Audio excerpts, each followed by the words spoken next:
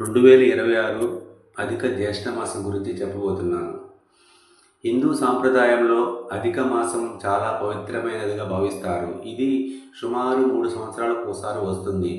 2026 సంవత్సరంలో అధిక జ్యేష్ఠ మాసం మే 17 నుండి జూన్ 15 వరకు జరుగుతుంది.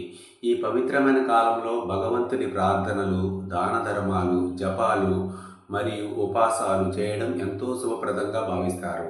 ఈ నెలలో ముఖ్యంగా చేయాల్సిన పనులు పూజలు చేయటం, దాన ధర్మాలు చేయటం, జపాలు చేయటం, ఉపవాసాలు పాటించడం మరియు ఈ పనులను చేయడం, ఇలా భక్తితో చేసిన ప్రతి మంచి పని మన జీవితంలో శాంతి, సుఖం మరియు ఆధ్యాత్మిక శక్తిని పెంచుతుంది.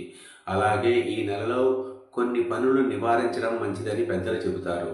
వివాహాలు, గృహప్రవేశాలు, క్రొత్త వ్యాపార ప్రారంభాలు వంటి శుభకార్యాలు సాధారణంగా ఈ కాలంలో చేయరు. ఎందుకంటే ఈ నెలను భక్తి, ధ్యానం మరియు ఆత్మ పరిశీలనకు అంకితం చేస్తారు. అధిక మాసం మనకు ఒక సందేశం ఇస్తుంది.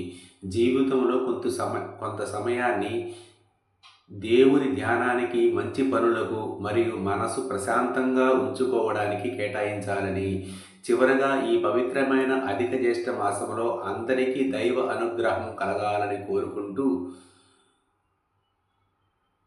ముగిస్తున్నాను. ధన్యవాదాలు. సాయిరామ్ గాని విహారం ఛానల్ని సబ్స్క్రైబ్ చేయండి. ఓం సనాతన ధర్మం అని కామెంట్ చేయండి.